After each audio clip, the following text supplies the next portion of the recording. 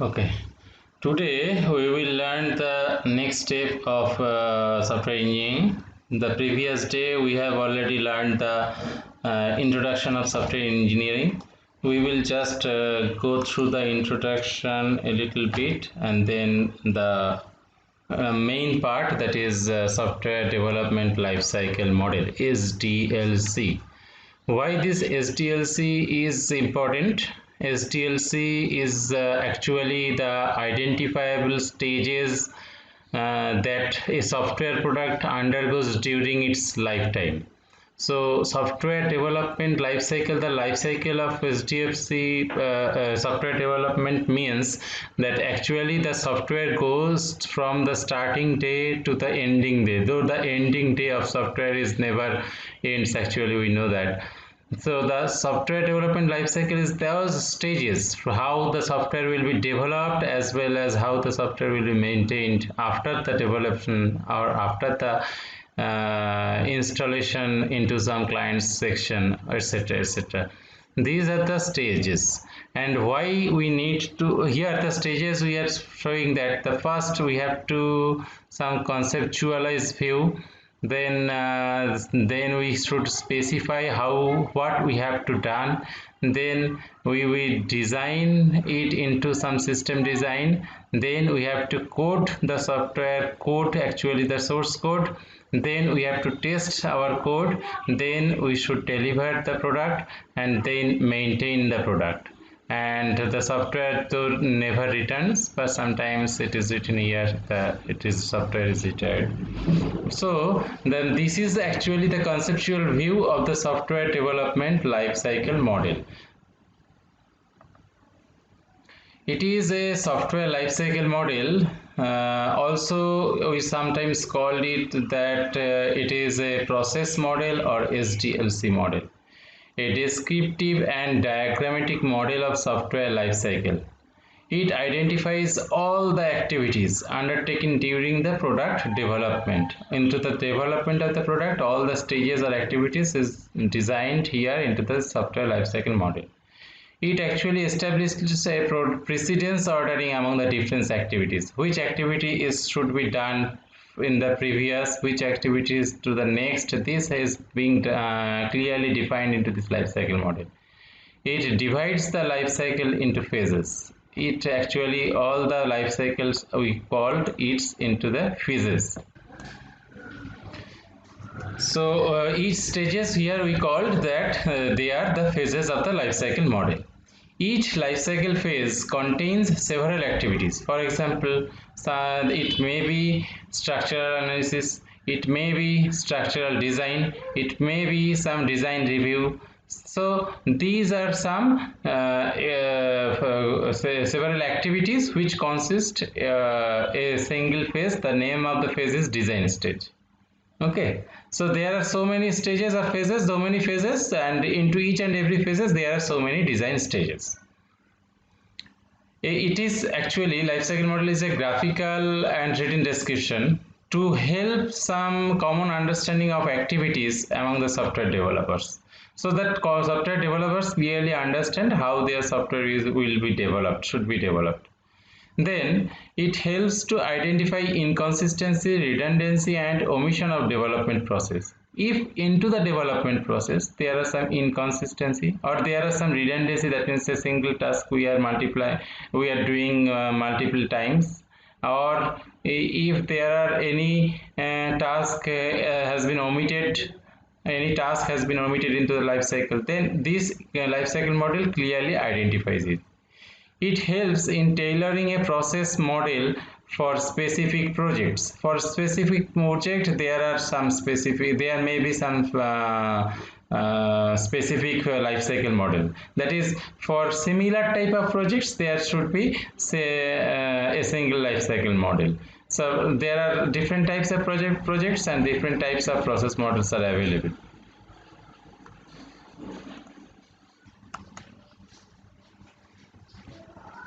Next, the development team must identify a suitable lifecycle model. And when a development team should identify that which lifecycle model is helpful for which life cycle model is helpful for this type of project, then actually they will understand that we have to go our project in this way, and then he has to adhere to it, all the stages according to their project. Then primary advantage of adhering the life cycle model is actually it helps the development of software in a systematic and disciplined manner. Obviously, this life cycle model helps the software in a systematic and disciplined manner. Actually, when this lifecycle model encourages some development of software in a systematic and disciplined manner. When a software developed by a single programmer, he has the freedom to decide the steps through which he will develop the whole program. But if there is a developer team, then there should to have a precise understanding among the team members as to when to do what actually. Otherwise it may lead to a chaos, or the project may be failed. So that is the main cause that why we need a life cycle model. When a program is developed by a single programmer, the problem is within the grip of the individual. He has to freedom to decide his exact steps and still succeeded, called exploratory model. One can use it in many ways. First, coding, testing, design, or if they should continue through the code design, then test codes, like such a way. Or sometimes he may choose his way that specify, then code, then design, then test, etc. And here is the model. We have already find out this exploratory model in the previous lecture. Okay. When the software is being developed by a team, there must be a precise understanding among team members as to when to do what. Otherwise, it would lead to a chaos and project failure. A software project will never succeed if one engineer starts writing code, another concentrates on writing the test document file, yet another engineer first defines the file structure, another defines the IO for his portion first, etc. So if you think that each and every engineer should work in different modules of a software lifecycle, then it is never the software project will succeed. The source of software will be failure at the before it going to develop. A lifecycle model defines actually the entry and exit criteria of every phase. In a lifecycle model, each and every phase there is an entry and exit criteria. A phase consists to be complete, obviously a phase to be complete, and only when it is exit criteria are satisfied. All its exit criteria should be satisfied, then the lifecycle model, in a lifecycle model you can move from one phase to another phase. When a lifecycle model is followed, the project manager can at any time fairly accurately tell that our project is in this stage. It may be in design stage, it may be in coding stage, it may be in test stage. The project manager clearly tell that our project is in this stage. If it is not, then you cannot say, the project manager cannot say that how much our project actually has been completed. Without life cycle, if we think a project management, then it becomes very difficult to track the progress of the project. Obviously, we cannot understand how much the project has been completed and how much is till now to be finished. The project manager should have to depend on the guesses of the team members. So team members guess that I think I will finish it in 2 days. That project manager should believe in this, but actually it may not be possible into 2 days. It may take 10 to 14 days. Then there is a wrong assumption. So this usually leads to a problem known as 99% complete syndrome. So actually 99% complete syndrome comes mainly into this type of problem. Suppose one said that when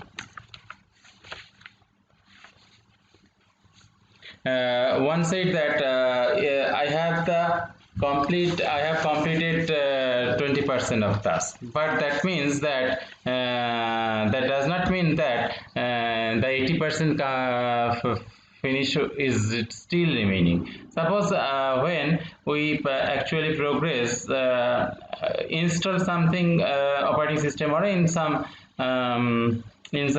software into our computer. In that time we found that the last 1 minute actually takes longer than the previous in proportion to the previous completed portion. Okay, so this is actually the 99% complete system. If you ask to the developer about the progress, then he or she may say that development is in the final stage, or just 1% is left. Most probably this 1% will drag to some days or weeks, or even few months, we don't know. If you hear that sometimes that last 1% may take longer than the completed than the 99% of the previous task in some probability case, then you find that it is a complete syndrome, a 99% complete syndrome. So there are these are some life cycle models.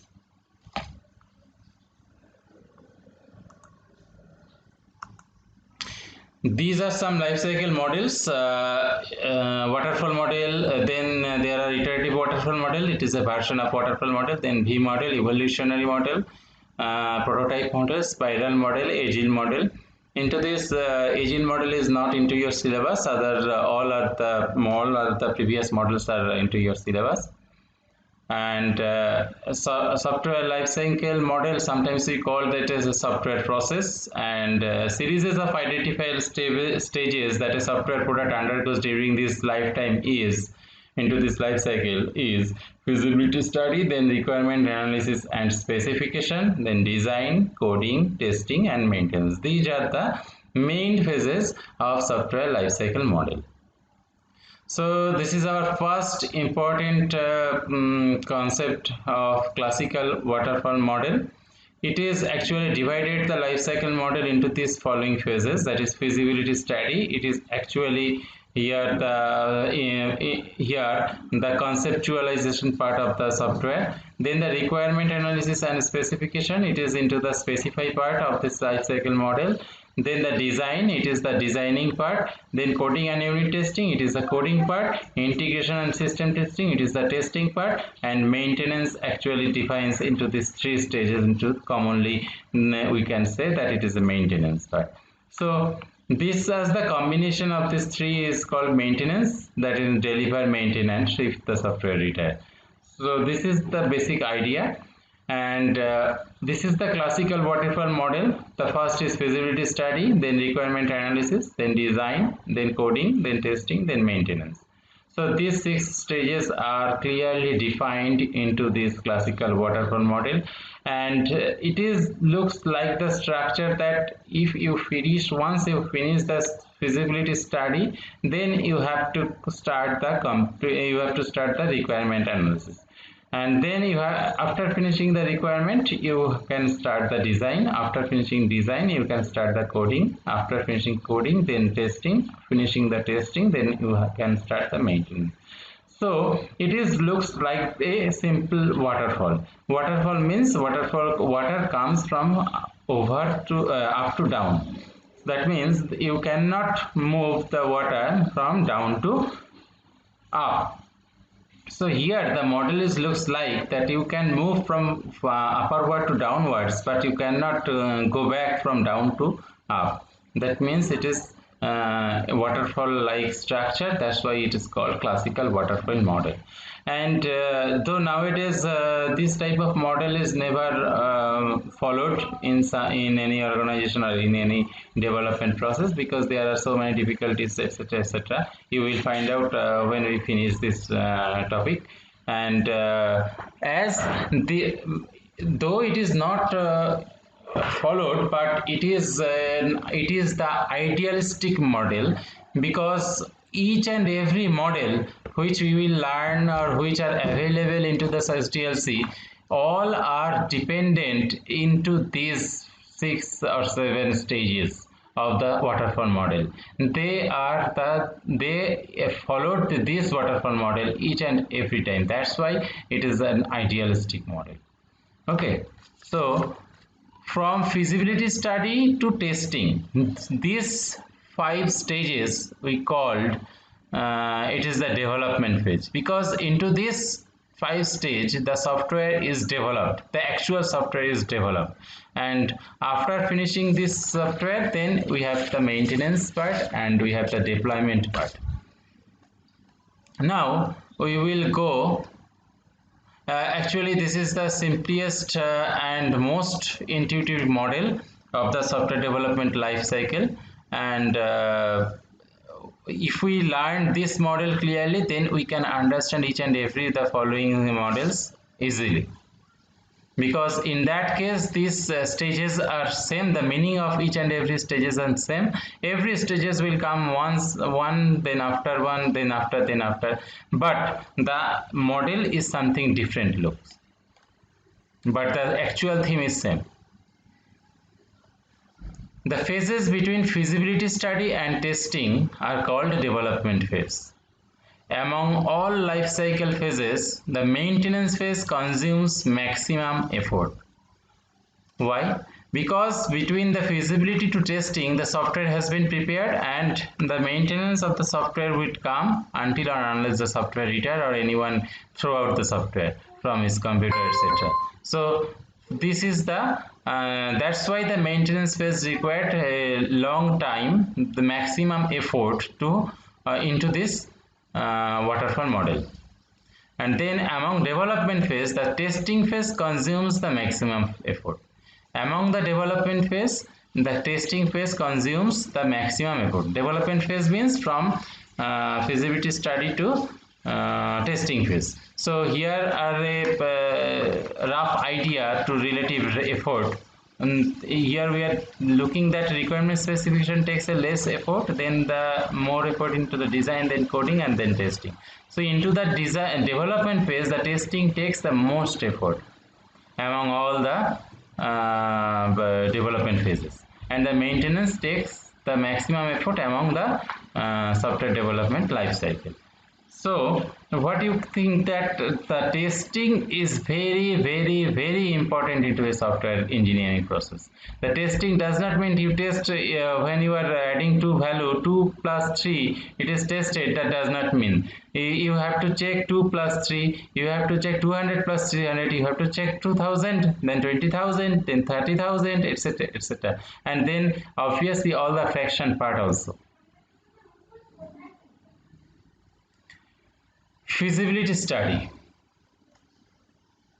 Here the dimensions of feasibility says the economic feasibility, technical feasibility, and schedule feasibility. These 3 types of feasibility we normally check into the feasibility study.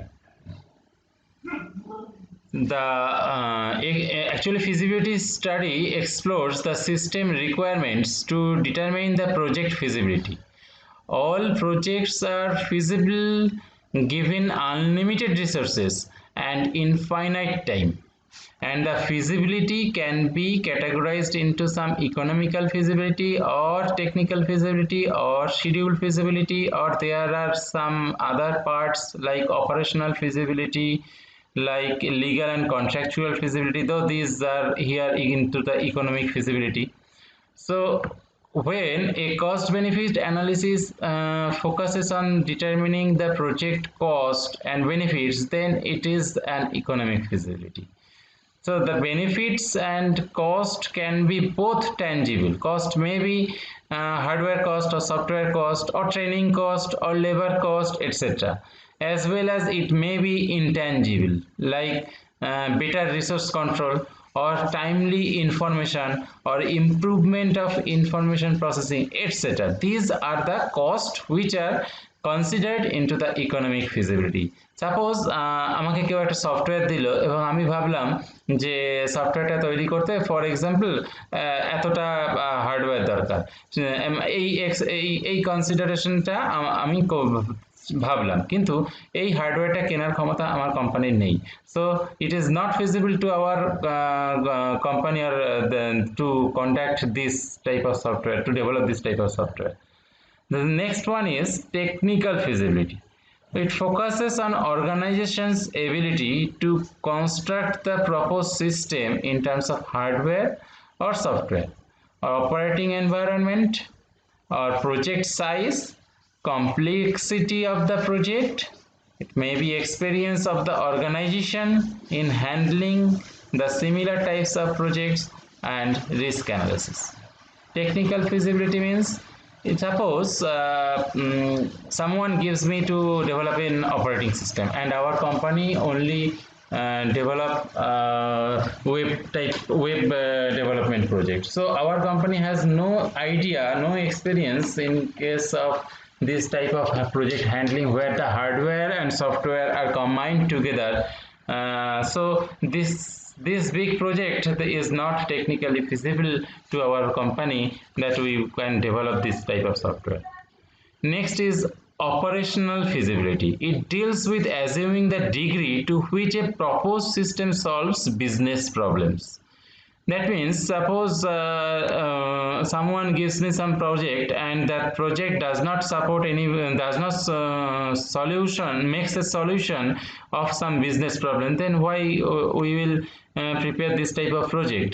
If it does not maintain any business solutions, it does not give, that means it is not feasible to our it is not feasible to our company that we prepare this type of feasibility, this type of software. Okay, then schedule feasibility. It ensures that project will completed well in time. The schedule feasibility means, suppose suppose the user wants that the software will be prepared within 3 months, but our company or it is never possible to develop this software into 3 months perfectly. Then the quality should not be maintained if we complete this into 3 months. Then this is the scheduled feasibility. And the last one is legal and contractual feasibility. It relates to issue like intellectual property rights, like copyrights law, labor law, and different trade regulations, etc. Suppose I am giving you a project that you please make a website and display all all the pages of this book. So for example, book X. Then obviously there is a copyright law. You should maintain that copyright. If this book is not written by the user and the copyright law, if you violate the copyright law, in that case there will be a problem. So legal problem. So you have to avoid this type of project in that case. Okay, so these are the feasibility study. We have to first think out that with our software is feasible, whatever we are going to develop, it is feasible or not. So the main aim of feasibility study is to determine whether developing the software is financially worth, not technically feasibility or not. Then the requirement analysis. The aim of this phase is to understand the exact requirements of the customer. What customer wants to through our software, through this development. Then document them properly. First, gather the requirements, then document them properly. It actually consists of two distinctive activities: requirement gathering and analysis, then requirement specification. The requirement first you have to gather from the from your developer, from your user, and then you have to analyze that requirement is perfect or not, and then you have to document them into a requirement specification. This requirement specification we called software requirement specification document, SRS, software requirement specification document. And this gathering requirement data from the customer goes through to analyze the collected data to understand that what customer wants, How to gather the data from the customer? You may go to the customer, you may choose the customer's existing process, how they actually maintain the current system. It is maybe into some copy, written into some copy or pages, etc., etc. You have to collect all those requirements, and then you have to analyze those requirements, that requirements are perfect or not. When you are analyzing the requirements, you have to remove the inconsistencies. If there are some inconsistencies into the requirements, then you have to remove it. If there are some anomalies into the requirements, you have to remove it, and if there are some incompleteness, you have to complete it. Okay, after removing all these inconsistency, anomalies and incompleteness, then you have to organize into a software requirement specification all these requirements. Then gather how to gather relevant data, usually collected from end users through interviews and discussions. For a business accounting software, interview all the accountants of the organization to find out their requirements. Okay, this is the way to gather the relevant data. The data you initially collected from the user usually contains several contradictions and ambiguity. Why? Because each user typically has only a partial and incomplete view of the system. Each user do not understand the whole system. If it is a big system, then each user do not understand the whole system. So user 1 know a part of the system, user 2 know the second part of the system. As such a way, all the users know.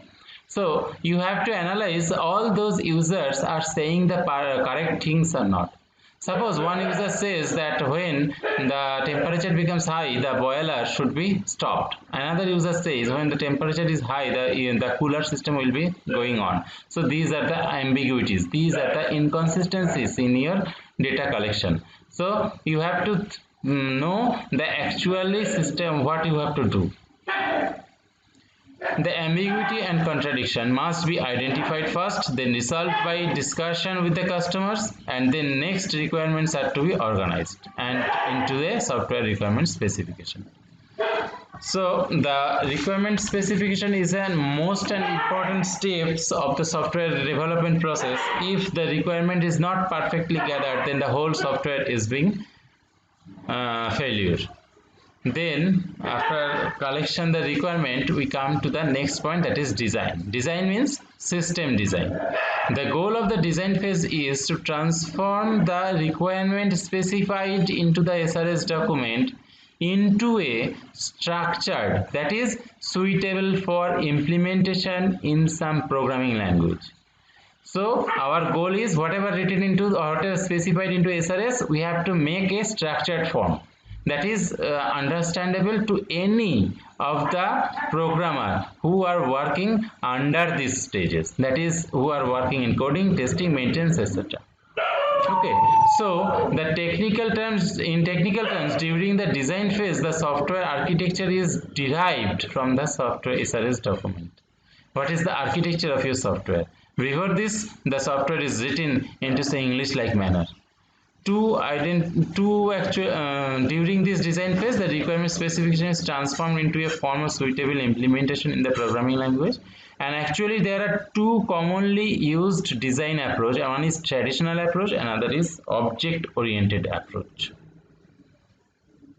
Traditional design approach consists of two activities. Structured analysis, typically we carried out by using DFT, and then the structured design. Okay, the traditional approach actually first the structured analysis of the requirement specification is carried out, where the detailed structure of the problem is examined. This is followed by the structured design activity, where the result of the structured analysis are transformed into the software design, that is data flow diagram, are used to perform this type of structured analysis and is documented into the result. So the first one is architectural design, that means structured analysis, architecture or high level design, which decompose the system into the modules and representing these interfaces and the relationships among the modules. The second one is the detailed design or low level design, where the internals of the individual modules are actually designed in the greater detail Example, the data structure, algorithm, etc. are maybe carried out into this structure design part. And the first one is we have moduled the parts that into the DFT, and the structure design actually for each and every part of the DFT are to be structured. Then in the high level design, it decomposes the system. We are saying that the root is decomposed into the handle order, and one handle indent and handle query. Then the get order, accept order, the process order are to be defined. This is the detailed design. The different modules are greater details. Data structures and algorithms of the module are designed, etc. And in object-oriented design, first identify the various objects which are real world entities occurring in the problem. What are the real world entities on which we are working on? Then identify the relationships among the objects. For example, the objects of a payroll software system may be employees, managers, payroll register, departments, etc. So first identify the objects, and then what is the relationship among the objects.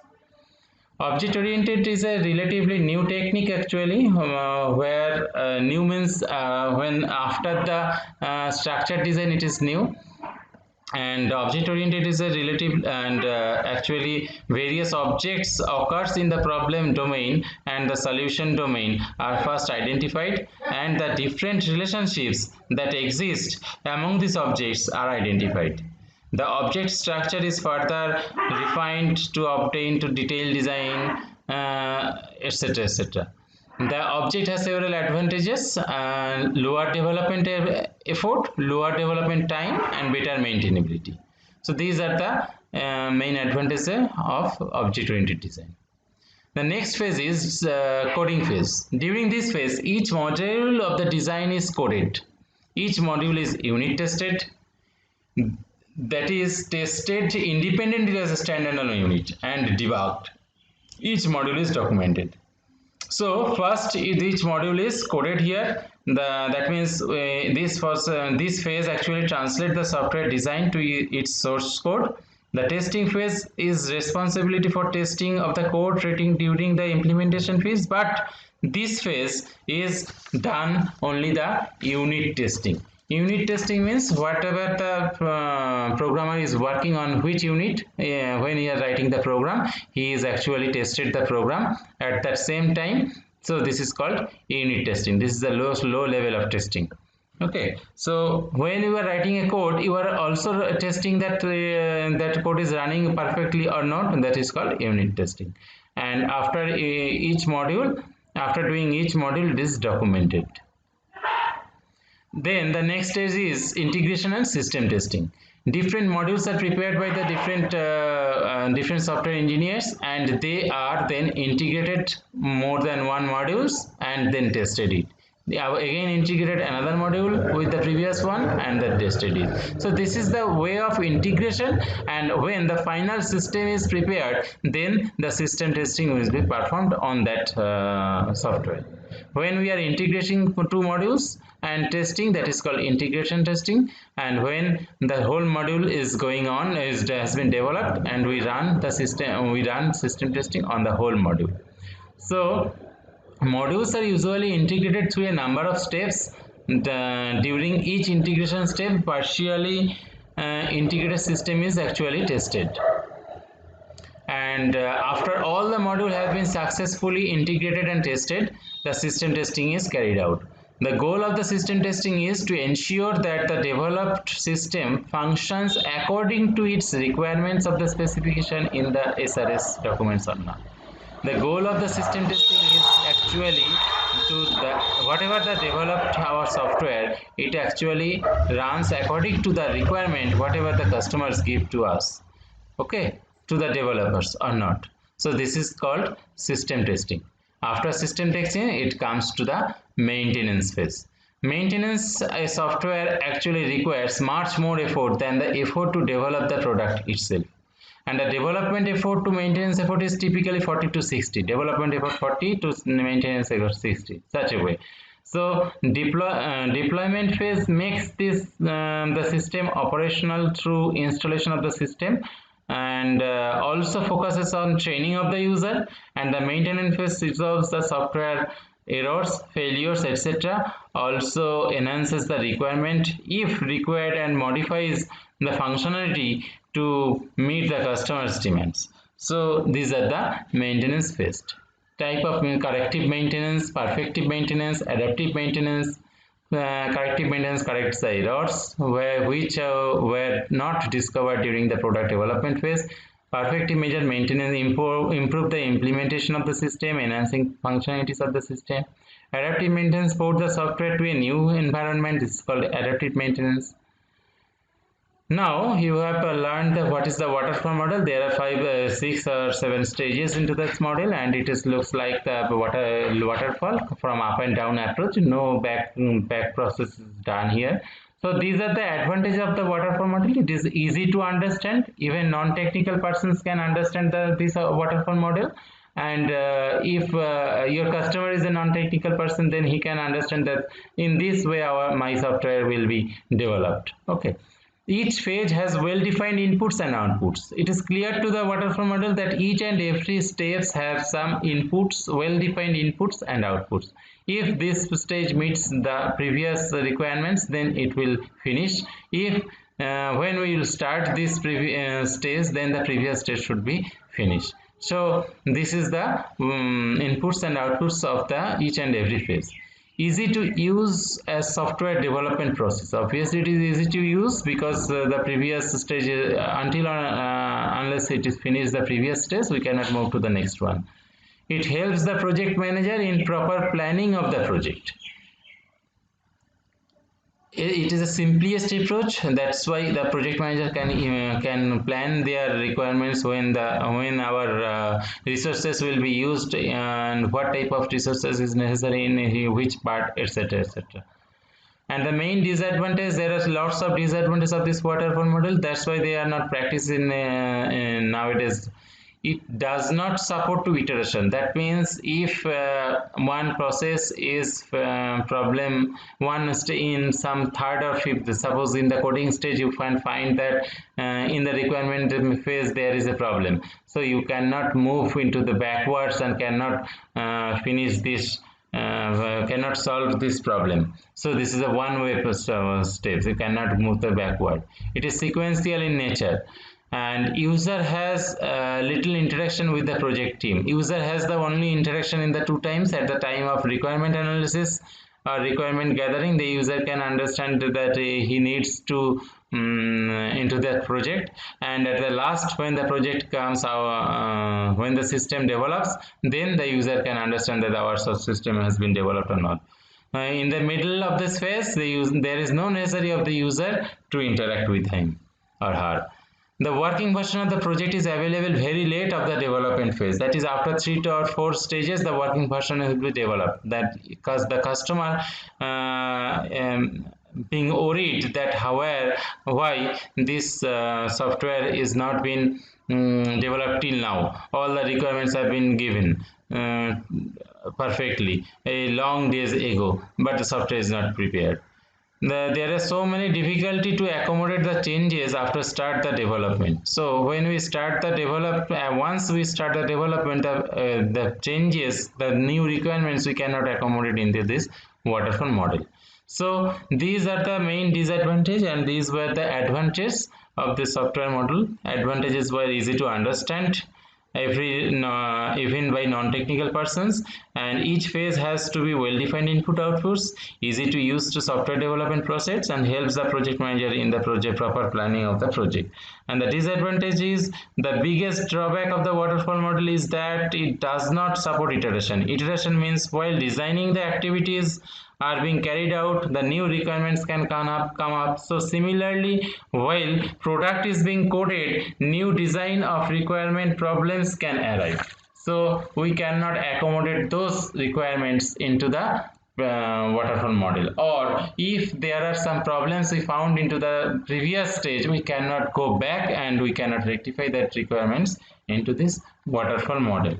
So we have today